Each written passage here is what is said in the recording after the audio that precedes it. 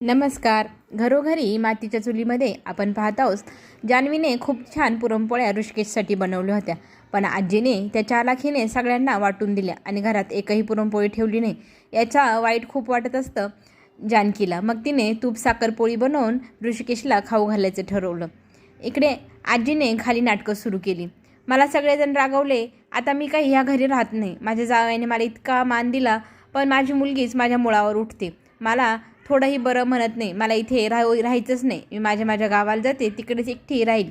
तेव्हा सुमित्रा तिच्यावर चिडते आणि काही मूर्खपणा करायचं नाही, गुपचूप बसायचं इथं आणि बॅग आतमध्ये नोकरांना नेऊन ठेवायला सांगते. आणि आजी मग चुपचाप खाली बसतात. सारंग थोड्या वेळाने शुद्धीवर येतो. शुद्धीवर आल्या आल्या तो त्याच्या दादाला फोन लावतो. इकडे घडलेली सगळी हकीकत तो सांगू लागतो. टेम्पोला अडवलं आणि त्या माणसांनी मारलंही, टेम्पो जाळला, हे सगळं काही तो फोनवरनं सांगतो. मग ऋषिकेश सगळं ऐकतो आणि जानकीला सगळी घडलेली गोष्ट सांगतो आणि घाईघाईने मग सारंगला बघायला जातो. सारंग तिथे पडलेला असतो, त्याला दुखापत झालेली असते. ऋषिकेश खूप घाबरतो. सारंगला सगळं सांगायचं असतं दादाला. तो सगळं काही दाखवू लागतो. इथेच कसा टेम्पो अडवला, सयाजीरावच्या माणसांनी मला खूप मारलं आणि आपला टेम्पोही जाळून टाकला. सगळं सांगितल्यानंतर मग दादा त्याला म्हणतो, मी त्या सयाजीला सोडणार नाही. याचा जाब त्याला विचारतोच. आधी तू घरी चल, डॉक्टरांकडे जाऊ, असं म्हणत त्याला तो गाडीत बसवतो आणि पहिले डॉक्टरांकडे घेऊन जाऊन मग घरी जातो. घरी सयाजीरावांच्या घरी छानसा कांदेपोह्यांचा कार्यक्रम ठेवलेला असतो ऐश्वर्यासाठी. ऐश्वर्यासाठी खूप छान स्थळ आलेलं असतं. त्यांच्या गप्पा वगैरे सुरू होतात, त्यांची बोलणी चालणी चालू असतात. मग नवरदेवाची आई म्हणते, मुलगी कुठे आहे? तेव्हा ऐश्वर्याची आई म्हणते, आलेच मी तिला बोलवून. ऐश्वर्याला बोलवायला जाते. ऐश्वर्या काहीही माहीत नसल्यामुळे ती खूप चिडते. असलेल्या कपड्यांमध्येच त्या नवरदेवासमोर जाऊन उभी राहते. तिला बघितल्यानंतर सगळ्यांना धक्का बसतो. मुलगी बघायला आलो आणि ही असली मुलगी. पण नवरदेवाला भारीच आवडलेली असते मुलगी.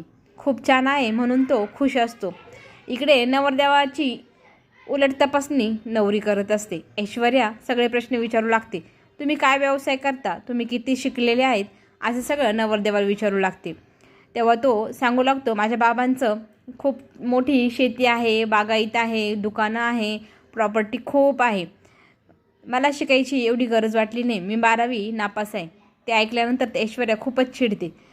नवरदेवाचा मुलगा बाप म्हणतो, माझी सगळी प्रॉपर्टी माझ्यानंतर त्याचीच तर आहे, त्याला काय गरज कामाची? तेव्हा ऐश्वर्या चिडते. प्रत्येक व्यक्तीला स्वतःची स्वतंत्र ओळख हवी.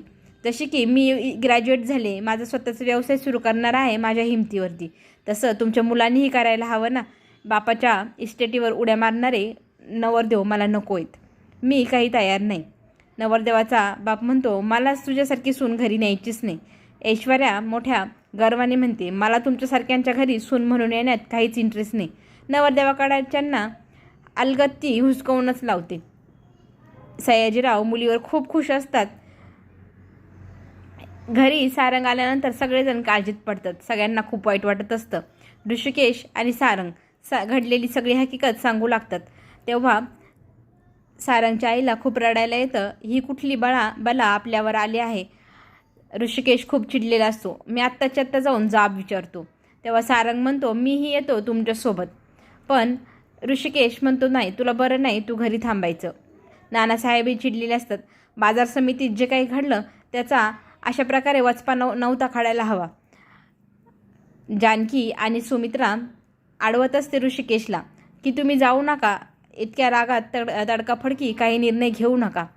पण सौमित्रही ऋषिकेशसोबत म्हणतो, आपण आत्ताच्या आत्ता जाऊ आणि त्यांना जाब विचारू.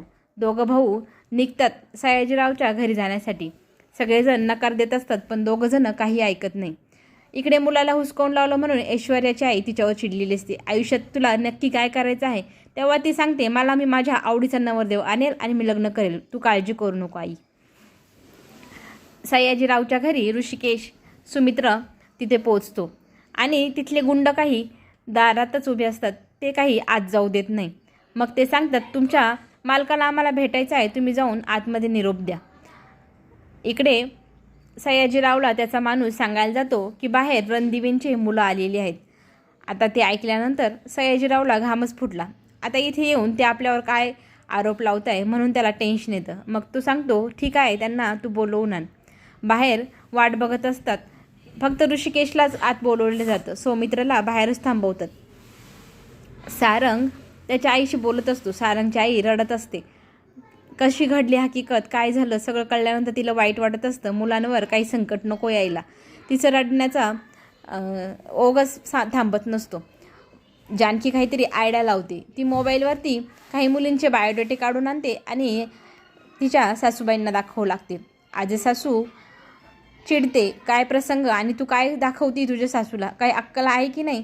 तेव्हा ती सांगते, मी तर खरं तर त्यांचं मन वळवण्याचा प्रयत्न करत आहे. आपण नकारार्थी विचार केला की आपण नकारार्थीच विचार करत जातो. आपण चांगला विचार करायचा, आनंदी भावना ठेवायच्या, म्हणजे सगळं आनंदच आपल्या जीवनात दिसतो. मग सारंग आणि जानकी मिळून सगळ्या घरच्यांचं मन जरा हलकं करतात. सगळ्यांना हसवतात. आजी गालगुच्चे घेती. सगळं वातावरण कसं खेळीमेळीचं दोघांनी करून टाकलेलं असतं. नानासाहेबांना खूप आनंद होतो. इतकी चालाक आणि हुशार सून आपल्याला भेटली, जिने इतक्या वाईट प्रसंगातही सगळ्यांना मनापासून हसवते.